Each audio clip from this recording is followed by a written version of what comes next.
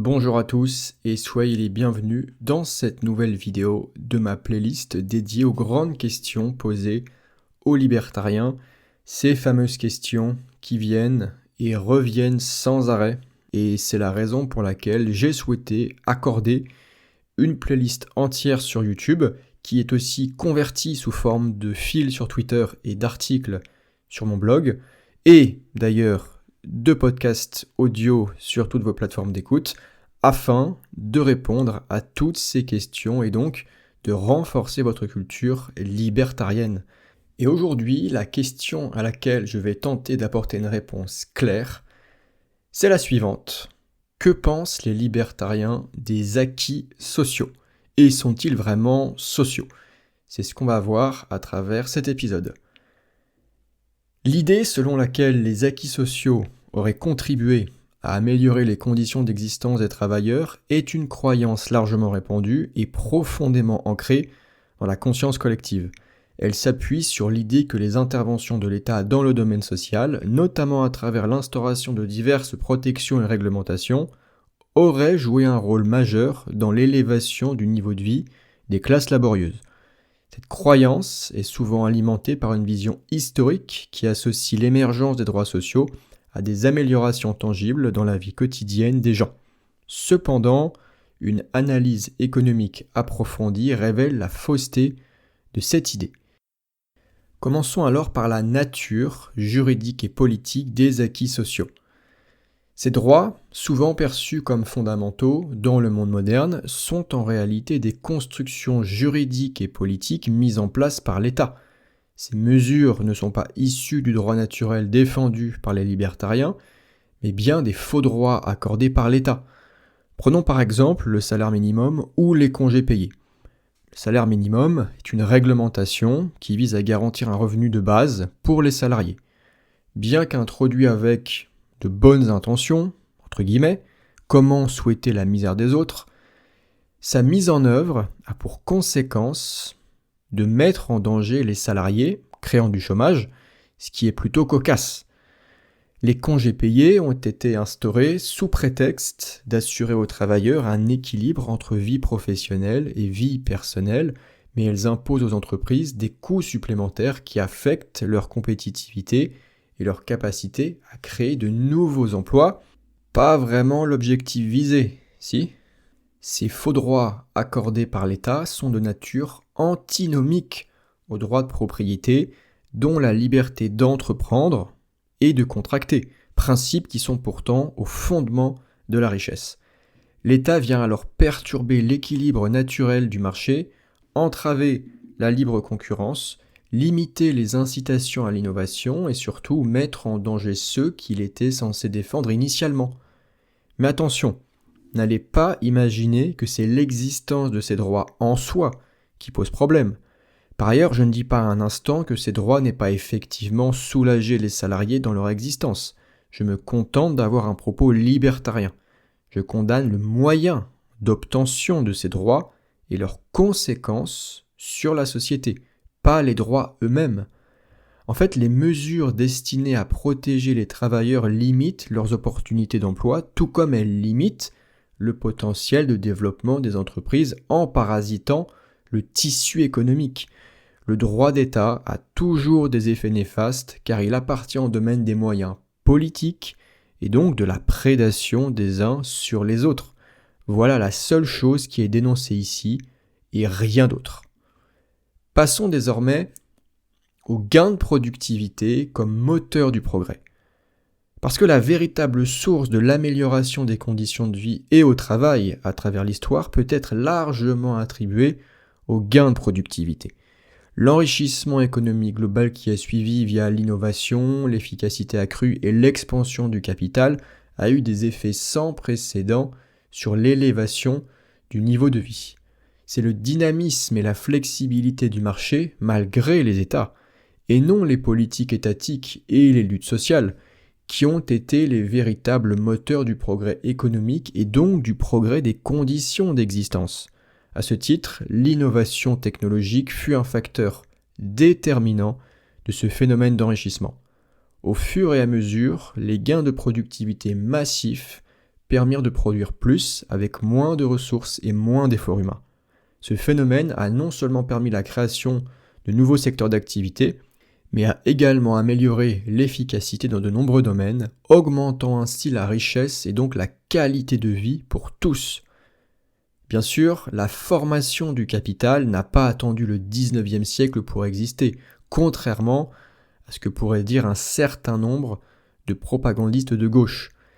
Les racines du capitalisme remontent à l'aube des temps, et cela se comprend pour quiconque veut bien faire l'effort de saisir ce qui le sous-tend. Les éléments fondamentaux du capitalisme, tels que l'échange volontaire permettant le commerce, l'épargne ou l'investissement, existent depuis que l'homme est en mesure de se servir d'outils, de produire, d'échanger et de prévoir. Il n'y a donc pas eu autre chose avant le 19e siècle, et puis d'un seul coup, le vilain capitalisme. En réalité, le 19e siècle fut simplement une accélération de ces processus plutôt qu'une création ex nihilo. L'idée même que le phénomène capitalistique puisse s'identifier à partir du 19e siècle montre bien l'incompréhension fondamentale de gauche dans les processus économiques. Ce siècle a été marqué par l'industrialisation qui a transformé les économies, passant d'une production principalement artisanale ou agricole à une production industrielle de masse. Cette transition a été essentielle pour le développement d'un capitalisme moderne, apportant plus de gains de productivité. Des innovations technologiques comme la machine à vapeur, le chemin de fer ou le télégraphe ont révolutionné les modes de production et de communication. Des innovations organisationnelles comme la société par action ont aussi transformé la manière de gérer les entreprises et d'investir. Face aux critiques du capitalisme, notamment celles émanant du mouvement socialiste et d'autres courants de gauche qui ont pris de l'ampleur au XIXe siècle et plus tard, il ne faut avoir de cesse de défendre le capitalisme comme moteur économique favorisant la liberté individuelle et le progrès. Mais illustrons ce propos avec un peu d'histoire économique. Après la théorie, la pratique. Prenons simplement le cas très concret de la transformation des conditions de vie depuis le XIXe siècle. Cette époque, marquée par l'industrialisation et l'émergence du capitalisme moderne, représente un tournant décisif dans l'histoire humaine. Avant cette période, la plupart des gens étaient réduits à un état de pauvreté extrême, contraints par leurs travaux agricoles pénibles avec peu de perspectives d'amélioration de leur situation économique. L'agriculture et le travail artisanal offraient des moyens de subsistance limités et peu d'opportunités pour l'accumulation de richesses et l'élévation sociale. Avec l'avènement de l'industrialisation, un nouveau paradigme économique vit le jour et tous les développements qui ont suivi ont non seulement créé une multitude de nouvelles opportunités d'emploi, mais ont également conduit à des niveaux de revenus sans précédent pour de larges segments de la population. Les emplois dans les usines industrielles, bien que difficiles, représentaient tout de même une amélioration significative par rapport au mode de vie agraire antérieur. Il faut vraiment mettre en perspective les conditions de travail du XIXe siècle avec celles qui prévalaient avant l'industrialisation. Et mettre une comparaison entre nos modes d'existence et les conditions au travail aujourd'hui, surtout à l'heure où le tertiaire domine, et la condition ouvrière du XIXe siècle est purement malhonnête. Par rapport à nos propres standards et après tant d'années de progrès économique, il est bien évident que le travail de l'époque puisse nous sembler très difficile. Mais imaginez alors les conditions d'existence avant cette époque. Sans prendre en compte la temporalité, vous tomberez dans le piège de la diabolisation et vous ne verrez pas dans quelle mesure cette période fut le début de la libération. Capitalism and the Historians est un ouvrage édité par Friedrich Hayek, publié pour la première fois en 1954, qui rassemble une collection d'essais écrits par plusieurs éminents historiens et économistes, notamment Ashton, Acker, Hutt et De Jouvenel. L'objectif principal de cet ouvrage est de réévaluer et de contester les perspectives négatives couramment associées à la révolution industrielle, en particulier dans le contexte du capitalisme. Les principaux points abordés dans l'ouvrage sont les suivants. Introduction par Friedrich Hayek. Hayek introduit le thème central du livre, à savoir la nécessité de réexaminer l'histoire de la révolution industrielle et du capitalisme, souvent dépeint de manière négative par les historiens contemporains. Thomas Southcliffe Ashton. Dans son essai, Ashton s'attaque à la vision traditionnelle selon laquelle la révolution industrielle a entraîné une détérioration des conditions de vie et de travail. Il soutient au contraire que cette période a marqué une amélioration significative du niveau de vie de la classe ouvrière. Louis Morton Hacker. Hacker se concentre sur ce qu'il considère comme un biais anticapitaliste parmi les historiens américains. Il argumente que cette perspective a faussé la compréhension de l'histoire économique et sociale des États-Unis. Bertrand de Jouvenel. De Jouvenel examine la manière dont les historiens européens ont traité le capitalisme, suivant la voie tracée par leurs homologues américains. William Harold Hutt. Hutt est surtout connu pour son essai sur le système des usines au début du XIXe siècle. Il y réfute l'idée que le système des usines était inhumain et oppressif, présentant une vue plus nuancée de cette période. Le lien de l'ouvrage Capitalism and the Historians sera disponible en description. Désormais, parlons un peu des droits pour les salariés. Parce que jusque-là, le discours pourrait sembler difficile à entendre. Les droits sociaux n'ont pas été les moteurs du progrès économique ni de la libération des conditions difficiles, mais c'est bien plutôt le génie capitalistique qui en est à l'origine. Mais alors qu'en est-il des droits ? Moi qui admets qu'ils ne sont pas le problème en soi. C'est à ce moment qu'il est essentiel de rappeler ce sur quoi se fonde le libertarianisme, le droit naturel.